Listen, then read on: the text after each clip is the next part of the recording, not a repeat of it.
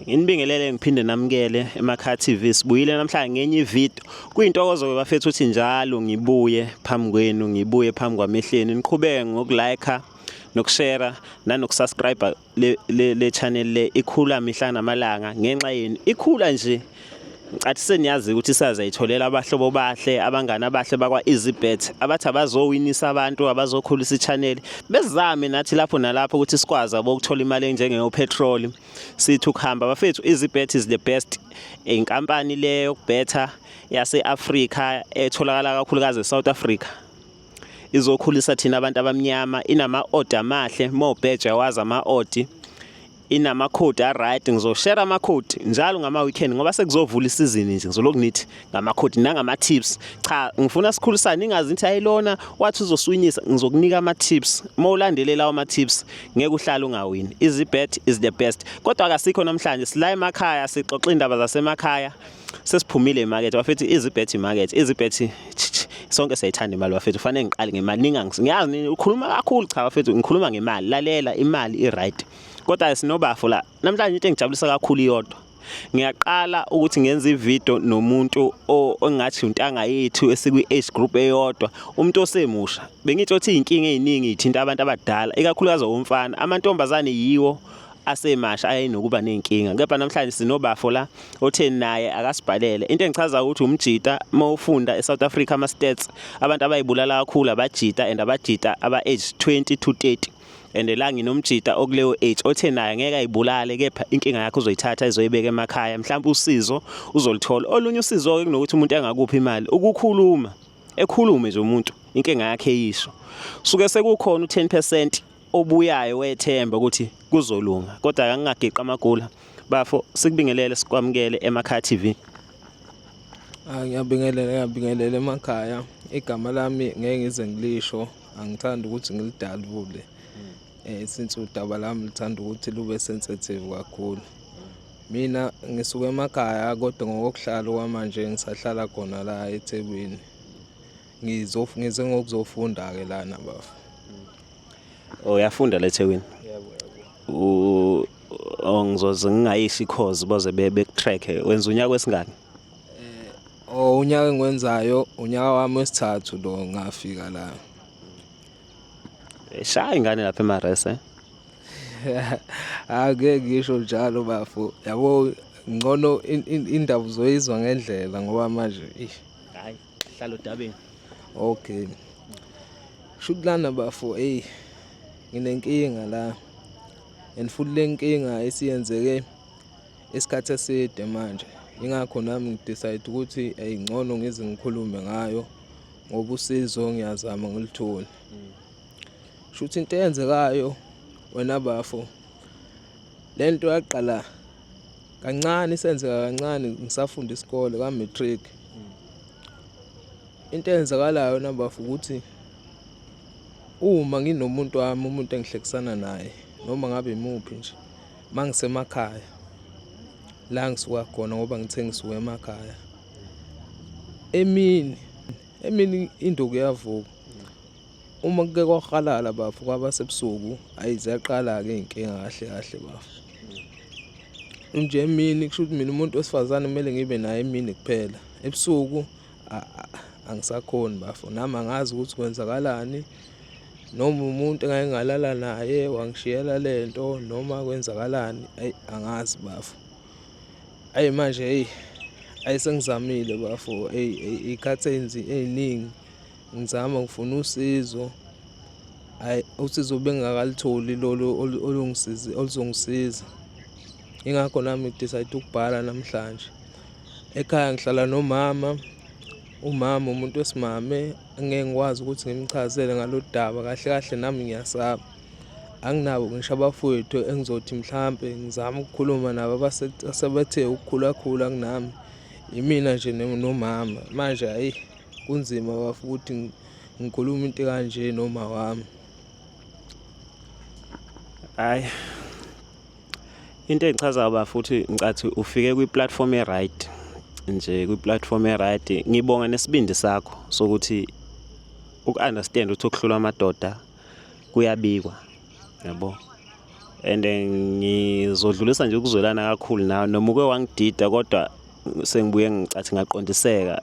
Angazi noma futhi mhlawumbe umlaleli uzwile fanele ngiphinde ngibuze uthi ebusuku alivuki ebusuku alivuki kodwa emini liyavuka. makuke kwahalala kwabamnyama alivuki emini liyavuka makuke kwahalala alivuki ya kukanjalo nje lento bafu. Uthe lento yenzeka mosemakhaya and uyakuveza ukuthi wena ufundela la eThekwini wenza unyaka wesithathu and lento yaqala usafunda esikoleni. Mofika la eThekwini bakhona nabantu onokuyibandakanya nabo ngokocansi kwenzakalani mo la eThekwini? Oh bafo into eyenza ukuthi ngispecify ukuthi uma ngisemakhaya kwenzeka lento le ingoba vele yenzeka uma ngisemakhaya. eThekwini ngibila nabantu engihlekisana nabo ayenzeki lento le neyinto esibuye ngimangaza ukuthi le ukuthi lento ayenzeki mangapha eThekwini kodwa mangisemakhaya iyenzeka. Okay. Emakhaya ukhuluma kahle impela nomuntu okhulela emakhaya. Isikhathi esiningi umjolo usahlonishwe emakhaya amaningi. Akufani la eThekwini ukuthi la eThekwini ungalanda ingane intombi yakho noma uyilande eresi yayo noma eflatini layo uyoyingena emini ekuseni ntambama nango-12 ebusuku abantu bayajola la eThekwini benza izinto zabo kodwa emakhaya kuye kufihle. Isikhathi esiningi abantu abakhona ukuphuma ngaso beyokwenza imikhuba izingane ezisakhula kule minyaka yethu isebusuku. Okuwukuthi ngicathi sona isikhathi nawe kuyithuba lakho lokuthi wenze konke ofuna ukukwenza kokujabulisa wena nomzimba wakho.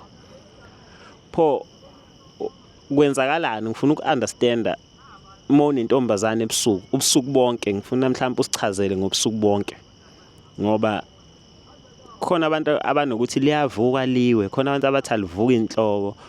Ngifisa uku-understanda ngoba ziningi izinto ezenzakalayo la kwezocansi miningi ama-theories kuningi nama-experiences esibe nawo sabona. Ngifisa mhlawumbe uchaze ngobusuku ukuthi la selingavuki khona kusuke sekwenzakalani mhlawumbe mawulele nomuntu and ubona ngathi livuka emini suke sekubani isikhathi kuleyo mini leyo? Mangithe emini sukwele ekuseni bafo ekuseni nje mase kuphuma ilanga mangiqala kuba nenhlansi yelanga qala ukukhanya eminyango ilapho kukhona khona ukuthi ngilanda umuntu wesifazane kube right mangisemakhaya. Bese kuthi ke ebusuku mase kuhwalele ukuthi ngabe ubaya isikhathi as long as sekuhwalele nje hayi bafo ayikho enye indlela engingayibeka ngayo kubane khona indlela mhlambe engachazela ngayo iqondile ngingene into details ngitshene u-understand ngale ndlela kodwa iyodwa indlela engingayisho bafo nokuyiyo vele okwenzeka ngayo ukuthi alivuki bafo alivuki at all. Akukho ukuthi mhlambe liyavuka liphinde liwe noma sometimes kubuye kube kanjani. Mangisemakhaya nomuntu wesifazane induku ayivuki ebusuku. Ngifuna uku-understanda isimo sasekhaya ucacisa ukuthi uhlala ne-oledi kuphela. Ngabe ekhaya ni abantu abakholelwayo ezintweni zesintu noma mhlambe nikholelwa esontweni mhlambe njengezinto zokuchela into ezenzakalayo nileze ekhaya? Ekhaya ngeke ngisho ukuthi kanjani ngoba uma wami uyasonta wazama ukungifaka esontweni ngisakhula naye kodwa angikazi ngimuze nangelilodwa ilanga vele esho ukuthi mhlawumbe uyangivimba ekuthini mhlawumbe yini mina engingathanda ukuthi ngikholelwe kuyo. So angazi noma ngathi siphakani nendawo noma kanjani angazi ngivinjwe. So ngiyabonga nje ukuthi ungiphendule lapho. Sengifuna ukwazi wena ke ukuthi ngoba phela ngicathi kule age okuyo and uyayibona lenkinga. Ziningi izinto ezenziwa abantu besilisa namajita nanokufufisana esikwenza khona amajita anokuthi yabo uma utholele imbiza le ayilembiza le lishaya livuke khona amajita anokuthi yabo uma utholele amaphilisi lawa yabo lamaphilisi lawa ngiyakutshela angipromote lutho njalo la ekhaya ngipromote product kodwa i-general izinto ezenzakalayo mhlambe mawuzama izinto kanjani noma mhlambe awukazi uyizame. Kwakuhle ukuthi bafu ubuze lo mbuzo lo ngoba into esekuyenzeka ukuthi ukhona omunye umfowethu oseke wangicebisa ngamaphilisi thizeni engawathenga esitoro esakhona lapha ngakithi. Nami njengomuntu vele onenkinga osenenkinga ngathi angeke ngiyizame lento le, ngibone nje ukuthi kuzokwenzakalani. Ngeke mhlampe kube right, uma ukuthi kuzoba right kusho ukuthi ngiyoqhubeka ngisebenzise yona. Hayi, ngalizama iphilisi umuntu esefikile still akukho okushintshayo. Hayi ukuthi mhlampe ileyo attempt kuphela nesake ngayizama. Ngake ngahamba ngayobona umuntu ngihambela mina ngedwa ngoba ngisho ngempela bafo sengikhathele lento le.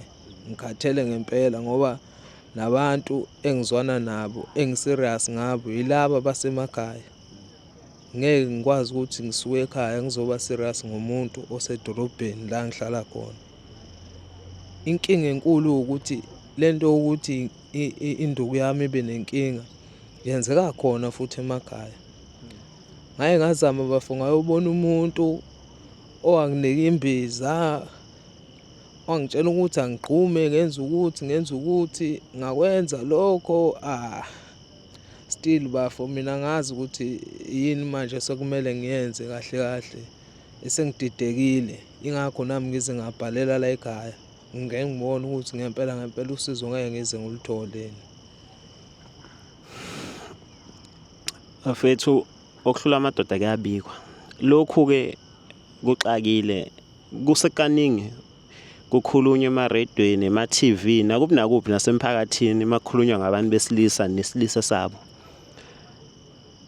Esenginenkolelo mina ukuthi mhlampe maybe u-60% mangasu more wabantu besilisa kunenkinga makuza ngapha kwezocansi. Kepha abanye abantu kunokuthi leyo nto yenzeka noma yinini. Liyavuka lingavuki noma selwile no doctor ke bayasho ukuthi iBP o high blood nesifo zashukela o diabetes. Kepha kamfowethu la kuhlukile ngoba mayila eThekwini umdlalo udlala kahle uqede futhi. Kodwa mayesekhaya umdlalo ngokwami sekucacile ukuthi lento into yobuthakathi or kunemoya emibi ekhona lapha ekhaya kubo. Ngoba ubafu uyacacisa ukuthi ekseni makuphuma ilanga imizwa yakhe iyasebenza. Kusho ukuthi yena mayezoba nentombi emakhaya fanele abe nentombi emini. Okuba nzima ke emakhaya ukuthi intombi ube nayo emini. Kodwa kwenzeka ukuthi ube nayo ebusuku. La ebusuku imizwa yakhe esuke ifefi.